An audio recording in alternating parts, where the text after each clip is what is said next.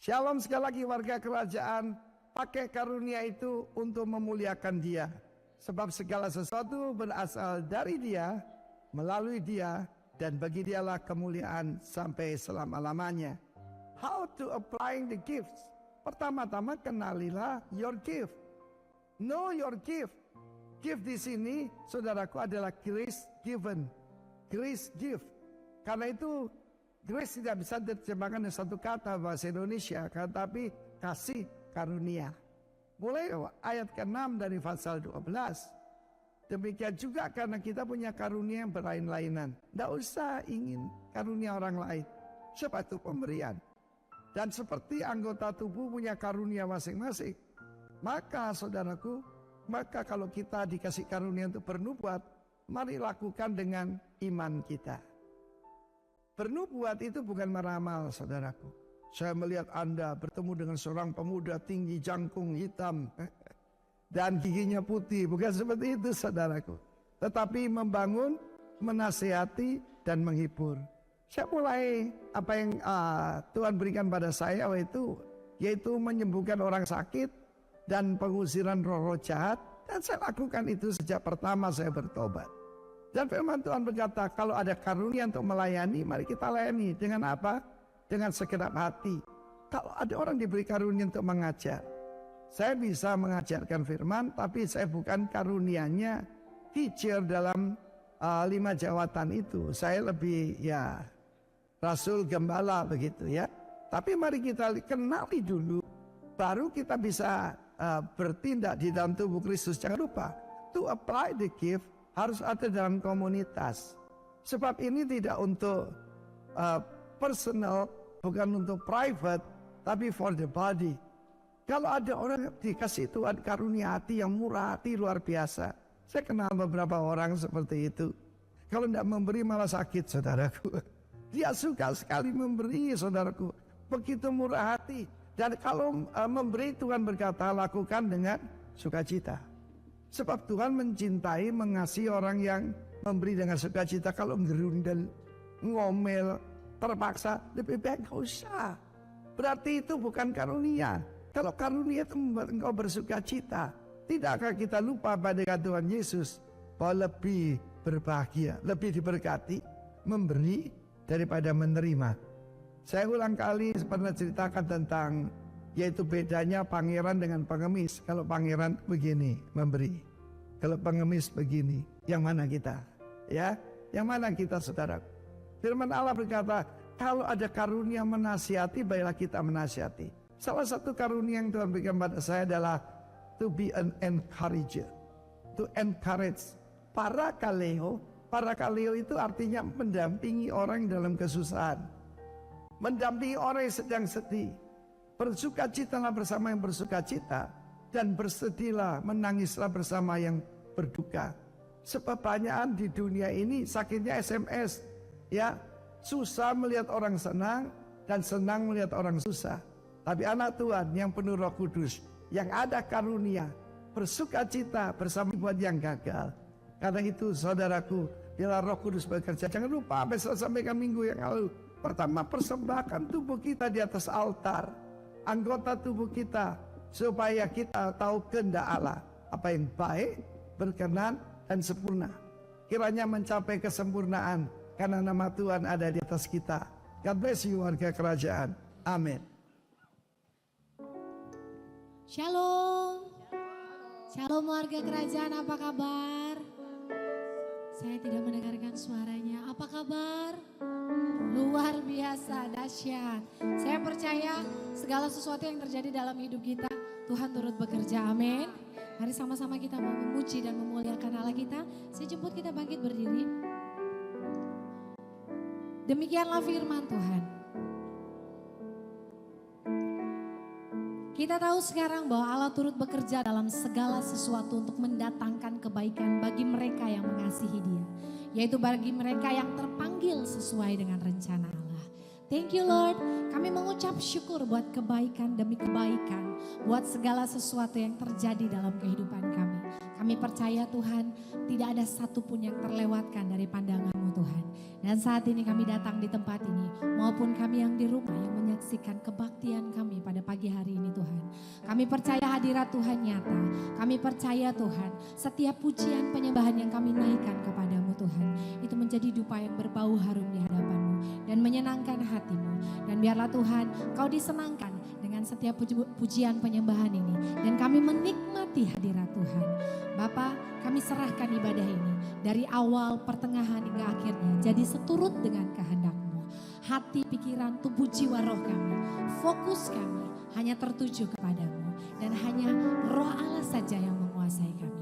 Terima kasih Bapa, kami tabiskan ibadah ini dalam nama Bapa, Putra, dan Roh Kudus, yaitu di dalam nama Tuhan Yesus Kristus.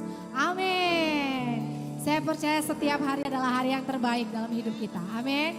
Seberapa berat pun masalah kita, itu hari yang terbaik yang Tuhan jadikan dalam hidup kita. Amin. Hidupku ada di tangan-Mu, Kau beri rancangan yang terindah. Tak hanya yang baik saja yang ku terima. Walau tubuhku diremukkan, walau jiwaku terkoyakkan, pujianku takkan terhentikan.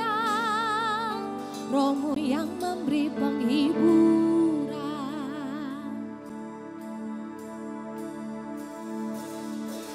Akan ku pikul salibku, cukuplah kasih setiamu.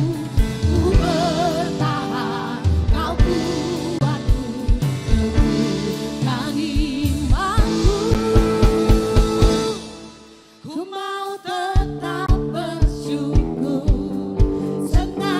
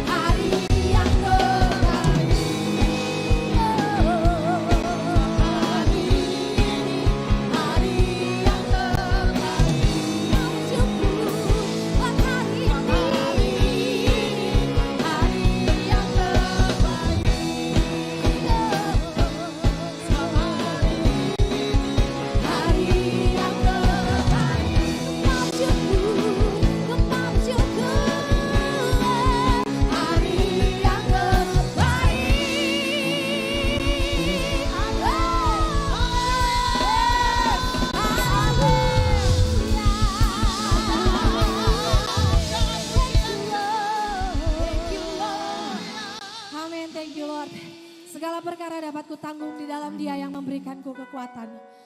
Bersukacitalah dalam pengharapan, sabarlah dalam kesesakan, dan bertekunlah dalam doa. Thank you Lord. Terima kasih Tuhan. Terima kasih buat penyertaan-Mu Tuhan. Entah pernah janji, langit selalu biru, tetapi Dia berjanji selalu menyertai.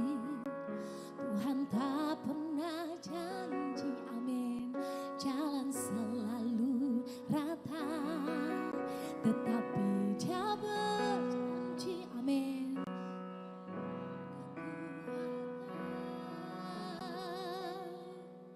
Jangan pernah menyerah, jangan berputus asa. Di satu amin, amin Tuhan. Di menyembah, jangan pernah menyerah, jangan berputus asa. Benar Tuhan, Tuhan ada bagi saya dan percaya. Jangan pernah menyerah, jangan berputus asa. Mujizat Tuhan ada saat hati menyembah. Jangan pernah menyerah, jangan berputus asa. Mujizat Tuhan ada bagi yang setia dan percaya. Amin Tuhan.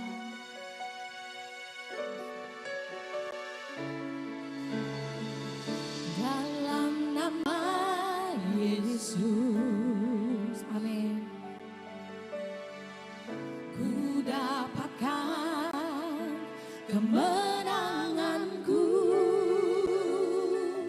Dalam nama Yesus ku dapat jawabanku. Amin, amin. Dalam nama Yesus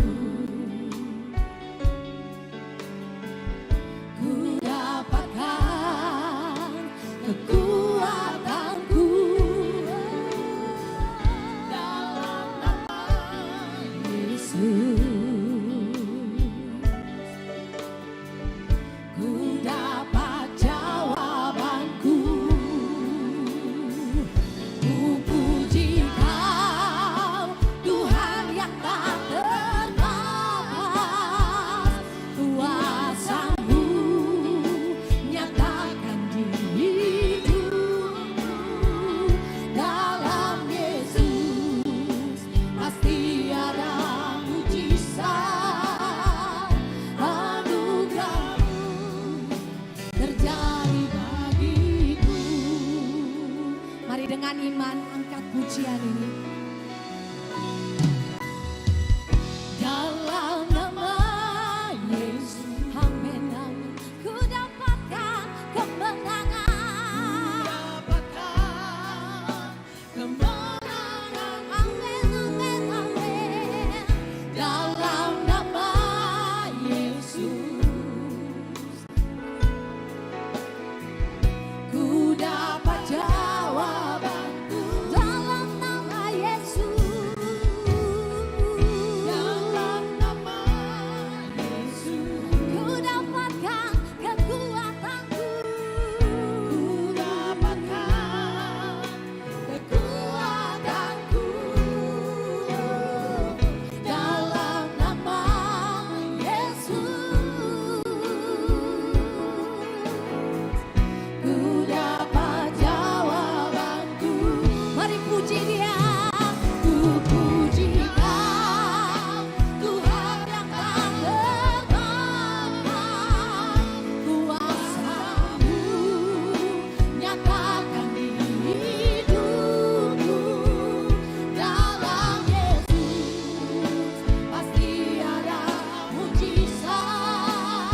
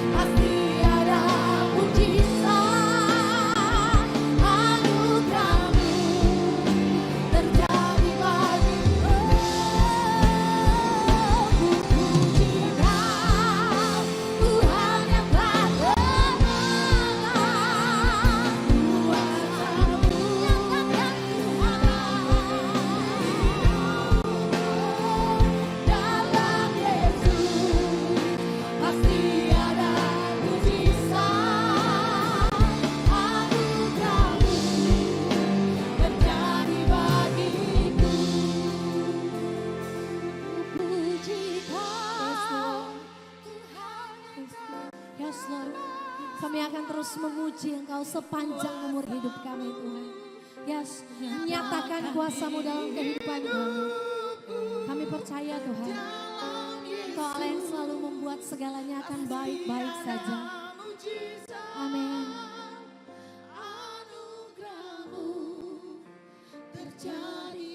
Mari sekali lagi nyanyikan pujian ini. Ku puji Kau, Tuhan yang tak terbatas. Amin. Nyatakan Tuhan, nyatakan dalam kehidupan kami. Kau tidak bisa dibatasi oleh apapun Tuhan. Yesus pasti ada mujizat. Anugerah-Mu terjadi bagiku. Ku puji Kau, Tuhan yang tak. Apapun keadaan kami akan tetap menyembah Engkau Tuhan. Yes Lord, nyatakan di hidupku dalam Yesus pasti ada mujizat. Anugerah-Mu terjadi bagiku.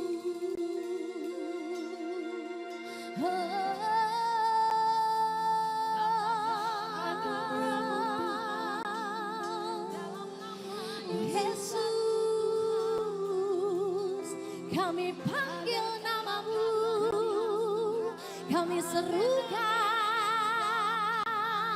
Engkau yang terbesar,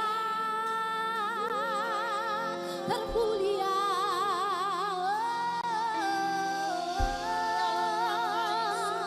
Dan di nama-Mu ada kemenangan, ada pengharapan.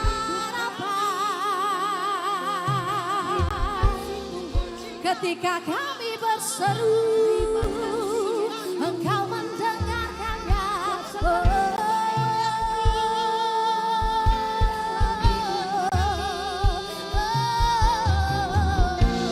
Kami sembah Engkau Tuhan yang besar. Kami sembah Engkau Allah yang besar. Kau cukup bagi kami. Engkau cukup bagi kami Tuhan. Tiada lain yang kami mau. Hanya Engkau Tuhan, Allah yang besar, Raja segala raja, Allah yang berkuasa. Engkau sakti, Engkau besar, Tuhanku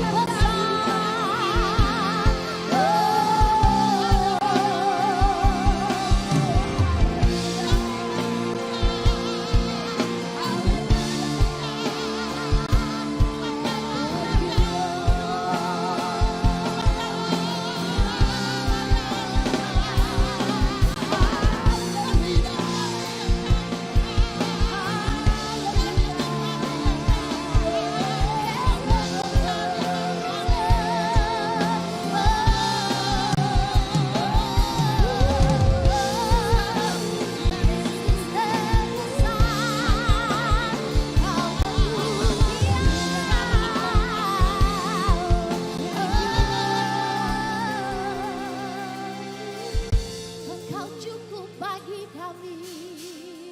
Kami percaya Tuhan, mujizat terjadi. Thank you Lord. Christ is enough for me. Christ is enough for me. Everything I need is in you.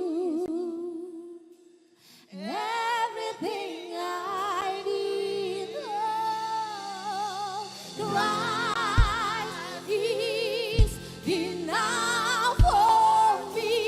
Oh, Christ is enough.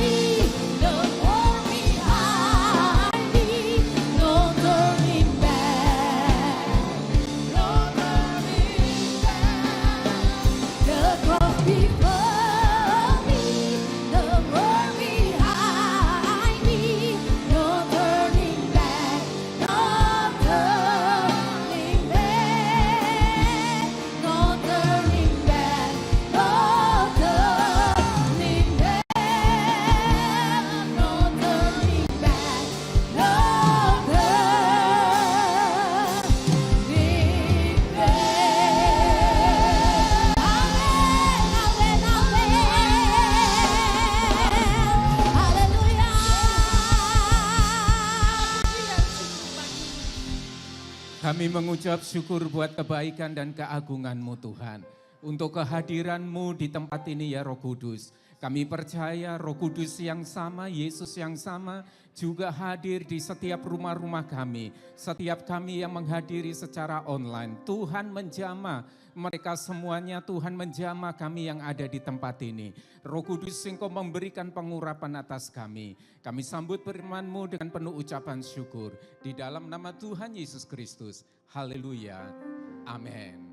Silakan duduk kembali Bapak Ibu Saudara. Terima kasih untuk tim Praise and Worship yang sudah melayani kita bersama.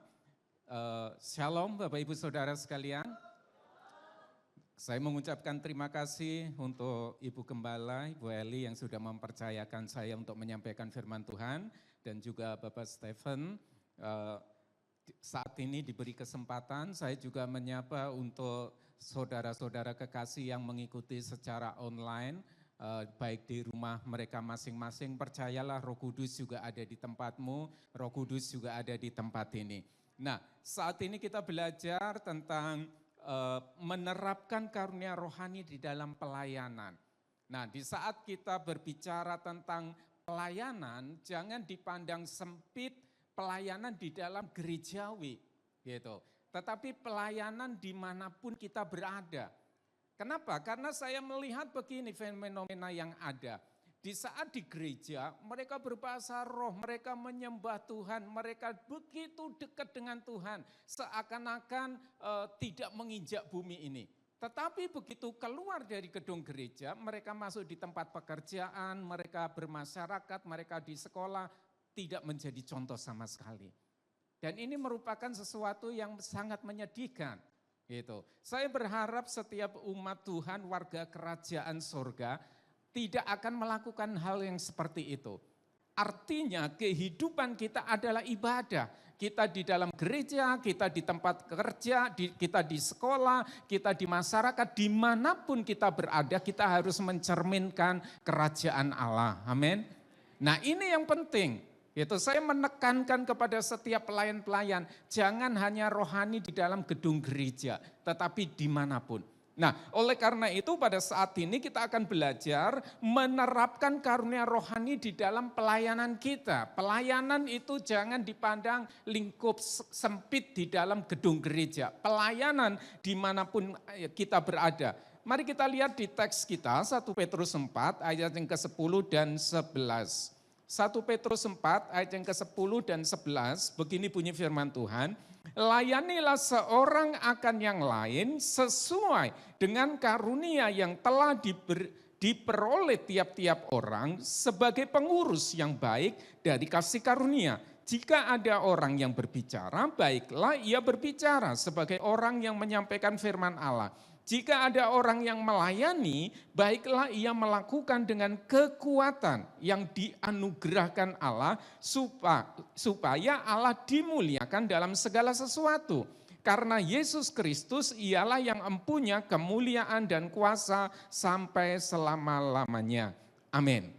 Nah ini merupakan ayat teks kita akan bolak-balik dari ke ayat ini, kita akan belajar dari ayat ini bagaimana Tuhan memberikan satu tanggung jawab kepada kita. Nah menerapkan karunia rohani di dalam pelayanan, tadi di teks dikatakan layanilah seorang akan yang lain.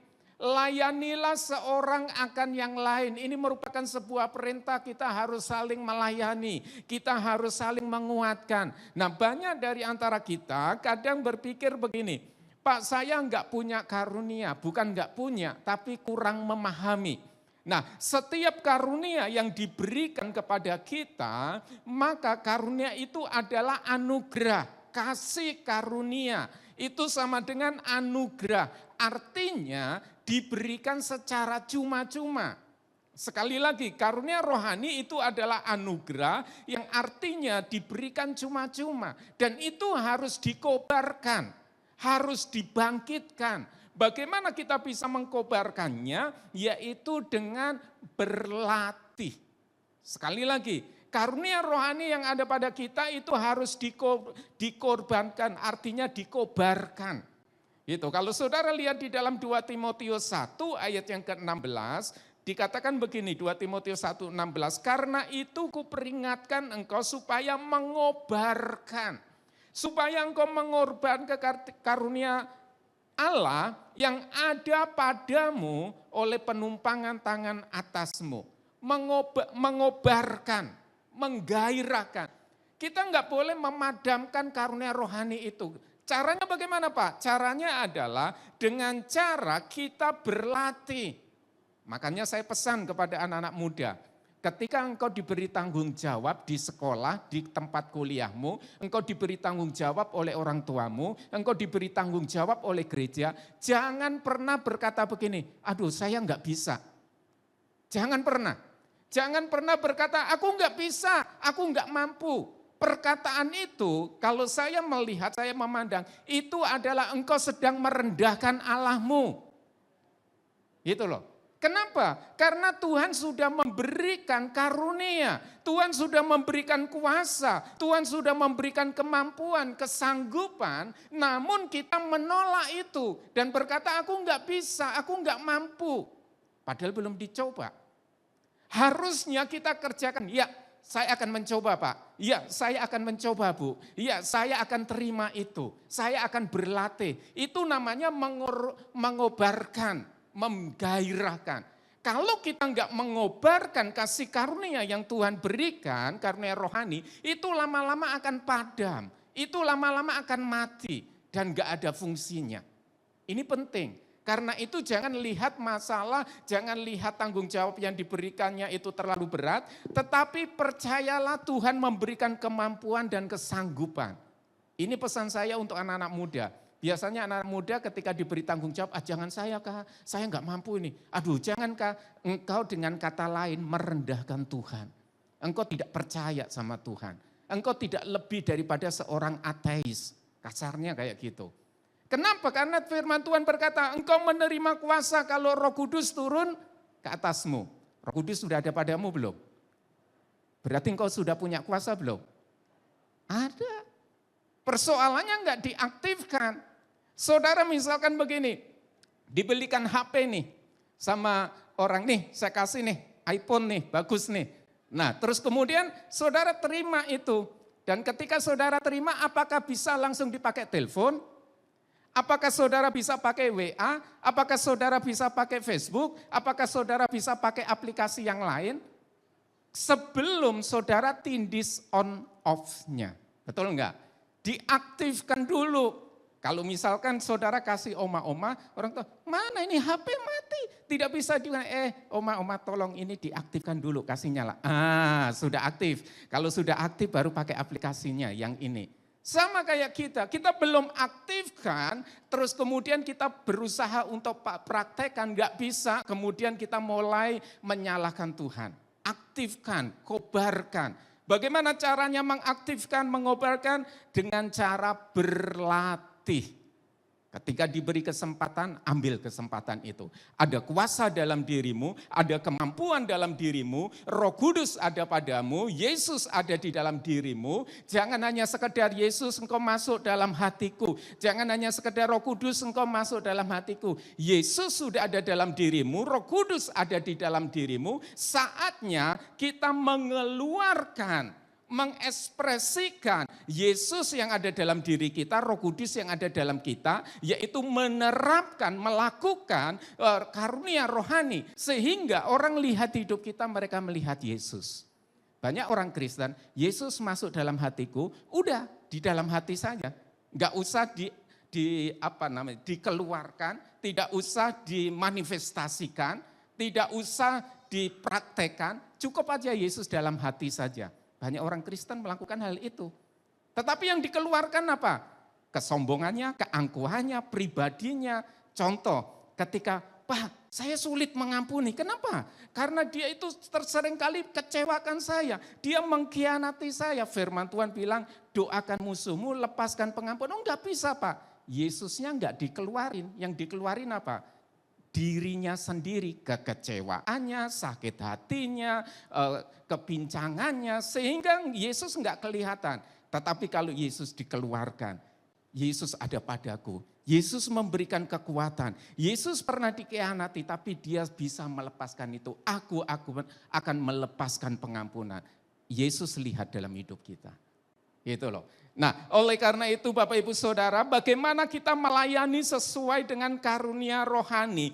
Bagaimana kita bisa menerapkan karunia rohani di dalam pelayanan kita? Yang pertama adalah karunia rohani itu diberikan kepada semua orang percaya.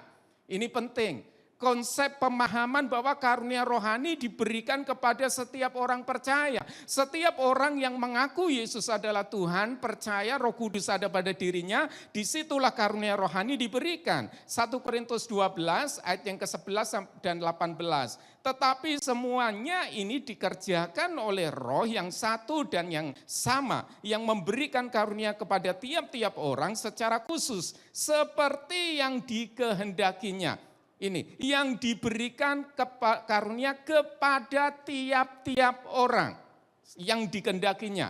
Ayat yang ke-18. Tetapi Allah telah memberikan, telah itu apa saudara?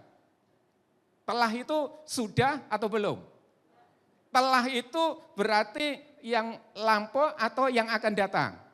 Lampau kan? Udah kan? Sudah kan? Nah, saya jelaskan lagi. Tetapi Allah telah memberikan kepada anggota masing-masing secara khusus suatu tempat pada tubuh seperti yang dikehendakinya. Konsep yang pertama yang harus dipahami, Allah sudah memberikan karunia rohani. Katakan, Allah sudah memberikan karunia rohani. Nah, berarti di antara kita itu enggak ada yang enggak punya, sudah ada. Persoalannya bukan jangan lagi ngomong, Pak saya enggak punya karunia rohani, Pak saya bukan enggak punya, tapi saya kurang memahami. Saya kurang mengerti karunia rohani yang Tuhan berikan. Nah ini sudah bulan Januari kita sudah pelajari. Nah bulan Februari kita sudah pelajari bagaimana setelah kita mengenal, mengerti, kemudian mengembangkan.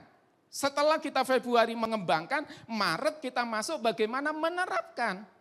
Ya kan? Sehingga sifatnya itu progres. Kalau kita enggak paham, Tuhan sudah berikan karunia rohani, maka kita sulit untuk menerapkan. Di dalam penerapan, Tuhan menetapkan gini, nih kamu saya kasih karunia kesembuhan, kamu karunia mukjizat, kamu karunia memimpin, kamu karunia kemurahan hati. Setelah diberikan satu-satu, kemudian ditempatkan. Kamu bagian di depan, kamu bagian di belakang, kamu bagian di lift, kamu bagian ini. Dan semuanya itu sama. Bukan berarti yang khotbah seperti saya lebih tinggi. No, tidak. Yang main musik lebih terhormat. Enggak, semuanya sama. Bayangin. Kalau tangan ini merasa lebih penting, kaki ngambek. Nah jalannya pakai apa? Jalan pakai tangan. Maksimal enggak? Enggak maksimal. Jadi semuanya penting. Jangan pernah kita iri. Kenapa dia kok selalu di depan? Oh dia itu paling disayang gembala jadi. Enggak ada. Enggak ada yang lebih penting, semuanya sama. Jangan pernah iri kepada orang lain.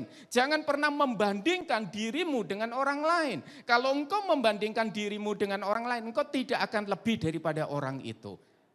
Kalau engkau membandingkan dirimu dengan orang lain, engkau sedang memberontak Tuhan. Perhatikan yang saya cetak kuning, ayat yang ke-11. Seperti yang dikehendakinya. Ayat 11 berkata gitu. Ayat 18 diulang lagi. Seperti yang dikehendakinya. Kalau saudara sudah ditempatkan di sini, saya enggak mau di sini. Soalan dia saring. Nah, kenapa kamu mencuri? Karena kehabisan uang. Oke, kalau gitu kamu mau enggak ikut saya? Terus kemudian untuk apa? Kamu saya kasih pekerjaan, kamu saya gaji. Nah, 1 orang diambil, 2 orang diambil, 3 orang diambil, itu dijadikan karyawan, dia jadikan tempat adu ayam tadi, dijadikan peternak, terus kemudian mereka yang kerja. 5 orang saya baptis dari Muslim, dari orang itu. Nah, ini saudara, dimulai dari mana? Moto yang kita tanamkan. Apa yang bisa aku lakukan untuk menolong Anda? Apa yang bisa saya lakukan untuk saudara kerjakan? Nah, karunia rohani diberikan untuk melayani sesama. Sesama itu siapa? Orang-orang yang ada di sekitar kita. Mari kita mewarnai dunia ini dengan nilai kerajaan Allah. Mewarnai dunia ini dengan kasih Kristus. Menolong sesama, memuliakan Tuhan untuk kemuliaan nama Tuhan. Bukan untuk besar-besaran kita. Karena rohani diberikan untuk tujuan memuliakan Tuhan dan melayani sesama. Yang ketiga, karena rohani itu adalah dapat berupa perkataan dan perbuatan. Kalau kita baca tadi di 1 Timotius, ayat yang ke-11. Jika ada orang yang berbicara, baiklah ia berbicara sebagai orang yang menyampaikan firman Allah. Jika ada orang yang melayani, baiklah melayani dengan kekuatan yang dianugerahkan Allah, supaya Allah dimuliakan. Nah, pelayanan karunia rohani itu bisa berupa perkataan. Ada orang yang memiliki karunia perkataan, khotbah, contohnya kayak saya. Ada orang diberi karunia rohani konseling, memberikan nasihat, itu kan perkataan, membangun. Ada orang yang melayani yaitu dengan tangannya yang kuat, yang rajin. Kamu tolong bersihkan ini, dia cekatan, bersihkan. Ada orang yang melayani menampung orang-orang yang sulit, yang susah. Bermurah hati memberikan penumpangan, terus memasakkan orang lain dengan karyanya. Nah ini mereka semuanya memiliki porsi masing-masing. Satu hari saudara, sebelum kita belajar tentang karunia rohani ini, saya sulit, kita kan biasa kerja bakti nih. Biasa kan konteks desa beda dengan konteks kota, jangan dicontoh. Kalau konteks kota itu beda, kita konteksnya saya ini konteks desa. Ayo besok hari libur kita kerja bakti untuk gereja, oh ya.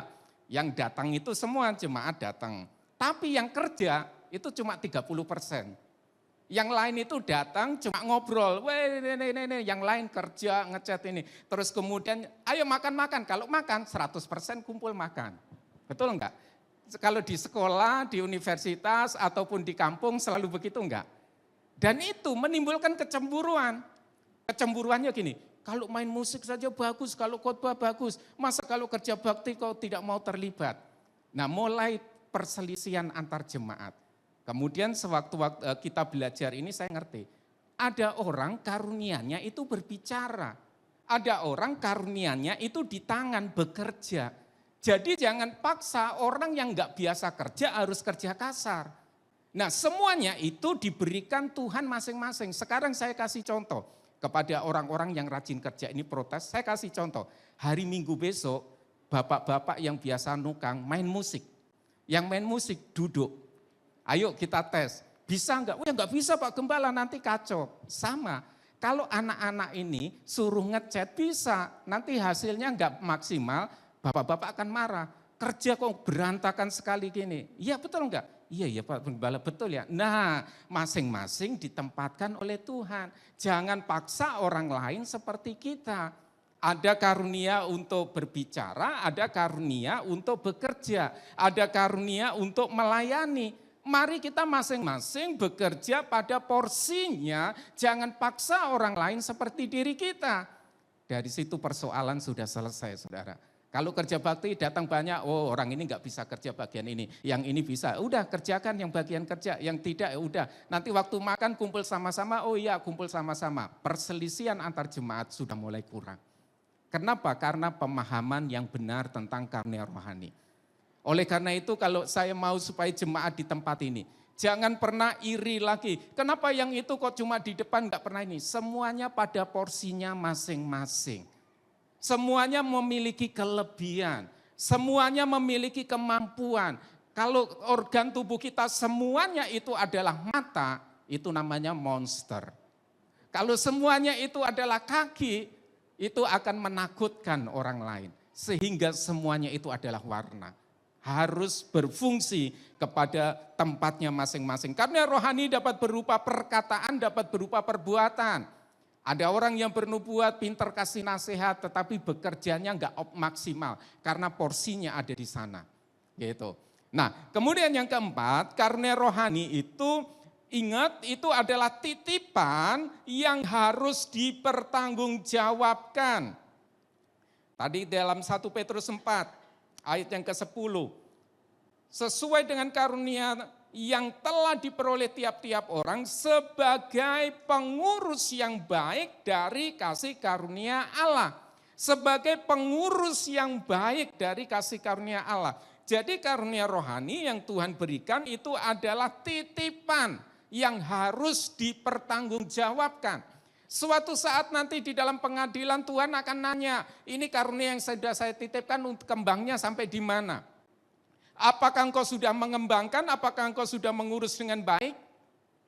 Di saat Tuhan kasih talenta 1, talenta 2, talenta 5, yang 2 dikembangkan jadi 4, yang 5 dikembangkan jadi 10, yang 1 dia simpan baik-baik. Dia simpan begitu rupa baik dan dia kembalikan tanpa ada cacat sedikit pun. Orang ini baik enggak? Oh baik saudara. Oh, dia diberikan, contohnya ini, saya diberi tanggung jawab 1 kotak isinya emas. Kemudian saya jaga, kemudian orangnya datang nih, saya kembalikan lagi. Enggak ada yang kurang sama sekali, enggak ada yang gores sama sekali. Dia baik enggak? Baik, menurut ukuran manusia. Tetapi ukuran Tuhan itu jahat, itu dosa. Itu hamba yang tidak setia dan jahat. Oleh karena itu kembangkan, tadi katakan kobarkan karunia yang Tuhan berikan. Latih terus, kembangkan, dan akhirnya Tuhan tambahkan lagi, dan tambahkan lagi. Jangan pernah disimpan. Kalau engkau simpan baik-baik, engkau termasuk orang jahat, engkau termasuk orang yang tidak setia. Mau dikatakan Tuhan, hei hambaku yang jahat, saya ini jahat apa? Saya ini berbuat baik terus. Tetapi kalau engkau tidak produktif, engkau tidak mengembangkan, engkau tidak mempertanggungjawabkan karunia itu adalah dosa. Jangan sampai Bapak Ibu Saudara datang ke gereja ini rajin, duduknya di tempat yang itu, datangnya tepat waktu. Tetapi kalau engkau tidak produktif untuk gereja tempat ini, engkau adalah hamba yang jahat, tidak setia. Oleh karena itu semua di setiap kita yang ada di tempat ini sudah diberikan karunia rohani, kemudian kita latih, kita kembangkan. Kalau engkau tidak mengerti, ada orang-orang yang siap menolong. Ada full time, ada Bapak Ibu Gembala yang akan siap menolong. Pak, saya kurang paham nih karunia saya apa. Pak, saya mau terlibat nih pelayanan untuk mempertanggungjawabkan. Tolong arahkan. Dan itu sangat membantu. Kalau saudara diam, saya enggak dikasih tanggung jawab. Nanti suatu saat itu akan dipertanggungjawabkan di hadapan Tuhan. Sebelum Tuhan mengundang kita secara pribadi loh. Kalau Tuhan nanti undang kita secara pribadi, Tuhan tanya, kita harus mempertanggungjawabkan. Sulit. Oleh karena itu Bapak Ibu Saudara, mari kita mengembangkan titipan Tuhan karunia rohani dengan penuh bertanggung jawab. Jangan pernah berkata gereja itu kan ada full time-nya, mereka kan sudah dibayar. No, persoalannya bukan masalah ada full time atau tidak. Keterlibatan pertanggungjawaban kita kepada Tuhan. Dan pelayanan jangan hanya dipandang konsep yang melayani di atas, enggak. Tadi kan berkata karunia rohani itu bisa berupa perkataan, bisa berupa daripada tindakan. Engkau memberikan sumbangsi pemikiran. Pak Gembala, gimana kalau misalkan pelayanan kita ini melakukan seperti ini? Saya punya kelebihan di sini. Dan itu akan menolong. Contohnya, kita tidak punya seorang akunting yang bagus, tetapi kita belajar berusaha. Tapi kita punya jemaat bekerja di perbankan. Orang perbankan itu kan hidupnya habis di kantor. Itu kan tidak bisa dipungkirin kan, rata-rata berangkat pagi pulang malam, berangkat pagi pulang malam, libur hanya tanggal merah, kadangkala digunakan untuk keluarga. Kemudian dia datang kepada saya, Pak Gembala, saya ini mau pelayanan tapi saya terikat kantor ini terlalu berat sekali. Nanti kalau saya masuk pelayanan, ada pertemuan, ada ini, saya nggak bisa hadir, saya nggak enak sama rekan-rekan. Kemudian saya bilang, Bapak bisa bantu adalah dengan cara kelebihan Bapak. Bapak seorang akunting. Bapak tolong bantu keuangan kita, tolong catat, tolong audit, tolong arahkan saya. Karena saya bukan seorang akunting, bagaimana mengeluarkan uang, bagaimana mengatur. Itu adalah pelayanan. Tapi Pak, itu kan nggak hari Minggu, jangan pelayanan dibatasi hari Minggu. Paling enggak Bapak sebagai konsultan saya di keuangan, bagaimana kalau saya mengeluarkannya salah, tegur. Walaupun saya ini gembala. Gitu. Dan akhirnya, baik Pak, saya akan bantu. Dia selesaikan keuangan, kemudian biasanya kan gembala itu ini, keluarkan uang untuk ini, untuk ini. Langsung beliau, Pak Gembala, sepertinya ini enggak bisa disiasati ini enggak baik. Harusnya strateginya seperti ini. Terserah Pak Gembala yang memberi kebijakan. Terima kasih. Artinya saudara, dengan konsep seperti itu, saya lebih cerdas, lebih tertib untuk mengatur keuangan. Apakah itu dibilang bukan pelayanan? Pelayanan. Ada orang yang melayani tidak pada liturgi ibadah hari Minggu, tetapi itu ide cemerlang dan bisa menolong. Gitu loh. Karena itu mari kita melayani itu titipan Tuhan dan harus dipertanggungjawabkan. Kita sebagai pemimpin untuk bisa mengarahkan. Mari setiap kita semua terlibatlah dalam pelayanan. Dan pelayanan bukan dibatasi pada ibadah hari Minggu 1 jam ini. Tetapi secara luas. Pahami, ngerti visi misi Bapak Ibu Gembala tempat ini. Pembangunan rencana untuk ke depan di Entrop sana itu. Nah itu perlu orang-orang yang cerdas. Orang-orang yang benar komitmen. Orang-orang yang memberikan pertimbangan-pertimbangan. Orang-orang yang mau terjun dengan secara langsung. Dan jangan diserahkan sebenarnya itu Pak Gembala, Bu Gembala yang punya tugas, itu full time. Enggak, kita semua perlu, kita adalah anggota tubuh Kristus, amin. Dan pelayanan jangan dibatasi pada hari Minggu, saya ulang-ulang ini, konsep ini harus dibongkar, harus diperbaharui. Apa yang bisa kita libatkan untuk mewujudkan kerajaan Allah ini. Kalau kita bisa menerapkan itu, kekuatan Tuhan itu akan nyata. Saya mau semua jemaat di tempat ini, engkau menjadi jemaat yang produktif, jemaat yang bisa mengembangkan titipan Tuhan, karunia rohani itu untuk dipertanggungjawabkan. Jadi pelayanan itu luas, pelayanan luas. Jangan hanya dibatasi pada hari Minggu. Nah, saya berharap ke Bapak Ibu Saudara melakukan sebuah pelayanan sesuatu yang luar biasa. Saya selalu menekankan kepada jemaat, mari kita mempengaruhi kota kita dengan karunia-karunia rohani. Bukan berarti harus bawa bendera rock ke sana, enggak. Tetapi membawa karakter Kristus. Rock itu bukan bendera besar, rock itu adalah gaya hidup. Bawa gaya hidup di tempat-tempat pekerjaan. Kami kebetulan 2 tahun ini dipercaya Tuhan, Kapolres Kerom jadi jemaat. Ketika 2 tahun jalan ini ada perubahan yang luar biasa, ada keamanan yang luar biasa di Kerom yang tidak terlalu bergejolak.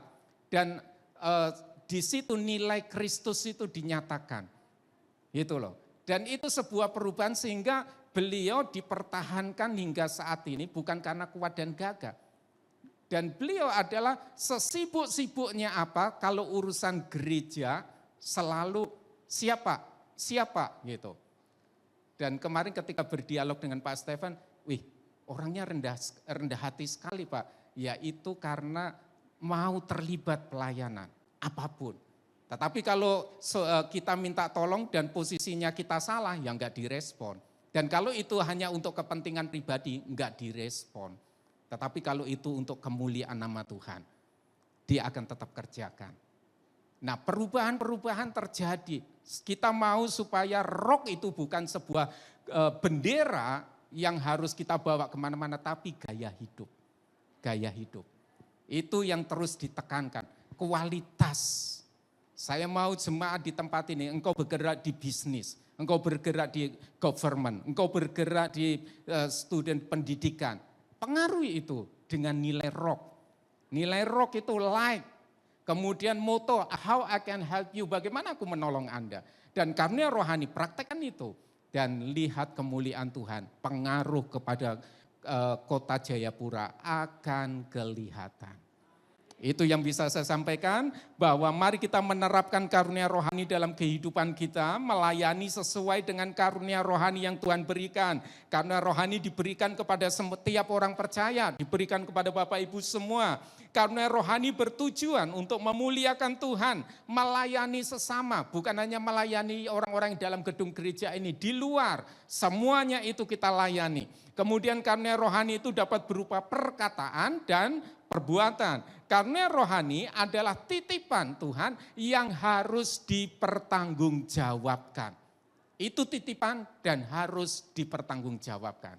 Dan gunakan itu, praktekkan itu. Kalau engkau saat ini belum mengerti, kalau saat ini engkau belum memahami, cepat datang ke kantor, cepat datang ke gembala, kemudian tanya. Kalau enggak mau datang ke kantor, cukup telepon, Pak ayo makan siang Pak. Nah itu lebih baik lagi. Gitu kan. Pak ayo ke kantor yuk, ini ngopi bareng, itu akan lebih baik. Kemudian gimana? Tolong Pak saya enggak paham nih, saya enggak ngerti nih, saya mau terlibat nih, tolong bisa diarahkan kemana, kemampuan saya bidang ini. Dan itu Tuhan akan terus berkati engkau, dari satu ke satu Tuhan terus berkati. Dan kemuliaan Tuhan akan dinyatakan dalam kehidupan kita. Mari kita tundukkan kepala, kami mengucap syukur Tuhan.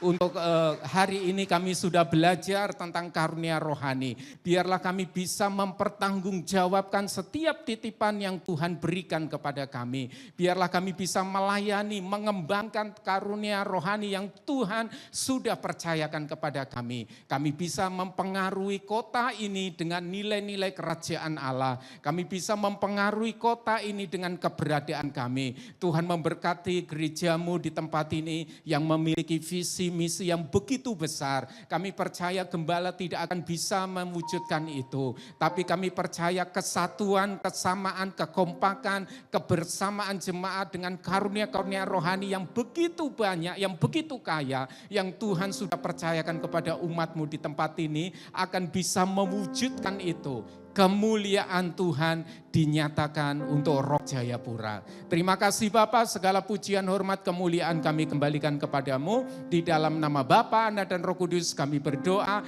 di dalam nama Tuhan Yesus Kristus. Haleluya. Amin. Thank you, Pak. Saudara diberkati Tuhan. Tadi saya catat mungkin kesimpulan singkat, pahamilah akan karunia yang Tuhan percayakan, berlatihlah terus untuk menerapkannya dalam perkataan dan perbuatan kita dengan tanggung jawab dimanapun kita berada. Dalam keluarga kita, pelayanan kita, pekerjaan kita, dan kehidupan kita sehingga satu nama dipermuliakan, nama Tuhan Yesus Kristus. Amin. Terima kasih Pak Julius untuk firman Tuhan yang luar biasa. Adakah yang baru pertama kali hadir di tempat ini bersama-sama dengan kami ibadah? Boleh angkat tangannya. Shalom, selamat datang Bapak Ibu. Ada 1, 2, 3. Kami mengundang Bapak Ibu untuk bisa bersama-sama bertemu bersama-sama di gereja kita. Kita masih ibadah di 2 tempat, di tempat ini jam 9 pagi dan di Sentani jam 9 pagi. Kita akan dengar pengumuman, silakan multimedia.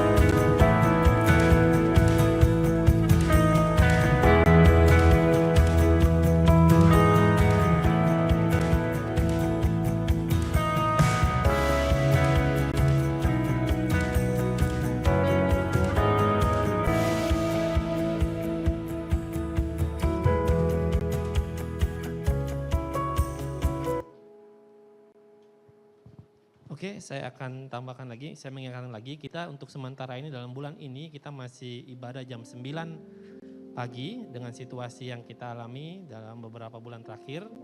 Jadi kita masih 1 kali ibadah untuk di Rock Hall. Jadi nanti kita akan update untuk perkembangan selanjutnya, apakah kita kembali kepada jadwal ibadah yang sebelumnya jam 8 atau jam 11, nanti kita akan update kembali. Tapi untuk sementara ini kita jam 9 pagi. Oke? Dan di depan nanti kalau Bapak Ibu yang sudah tertanam di tempat yang sudah bersama-sama dengan kita beribadah bersama-sama, di depan ada booth Komsel. Bapak Ibu rindu sekali, saya pengen punya komunitas, pengen bertumbuh, pengen tertanam. Silakan mampir di booth Komsel di depan, nanti ada Ibu Ance dan tim di sana. Bapak Ibu bisa tanya di mana Komsel yang terbaik supaya Bapak Ibu bisa bertumbuh bersama-sama. Itu aja saya mungkin informasinya. Saya undang Bapak Ibu bangkit berdiri, kita akan akhiri ibadah ini.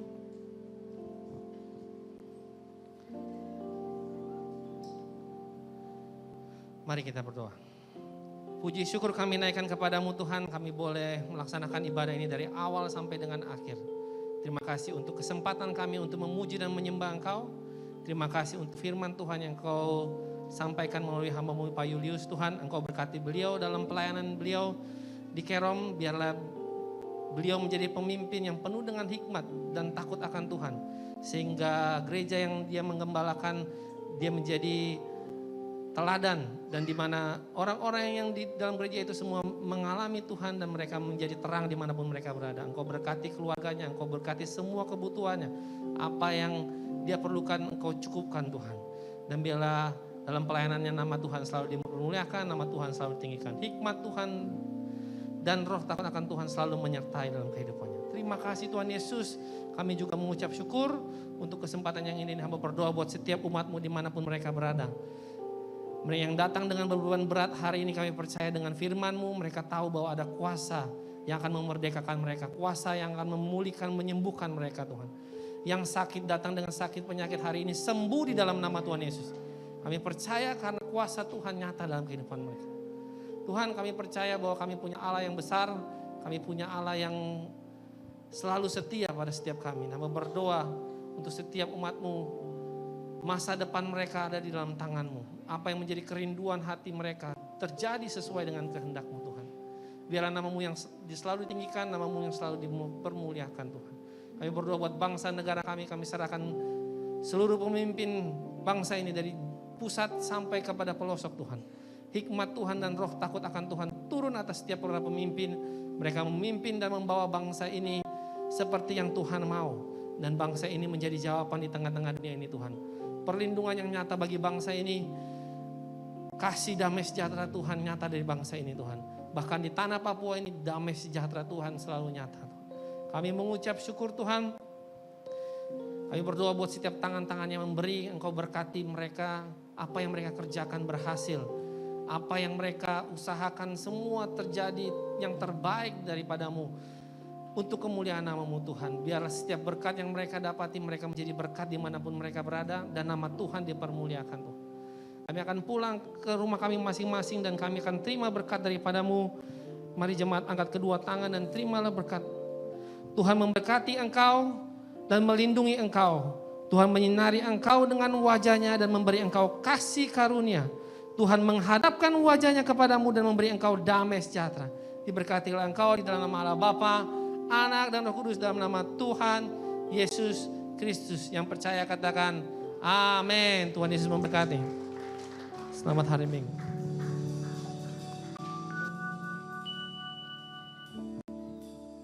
Hidupku ada di tangan-Mu, Kau beri rancangan yang terindah. Tak hanya yang baik saja yang ku terima.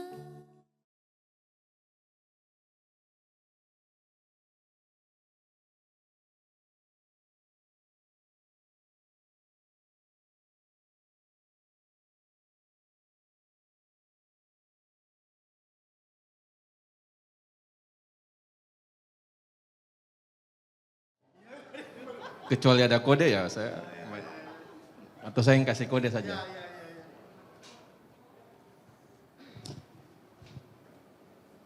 Oke, sudah kumpul semua? Wes, oke.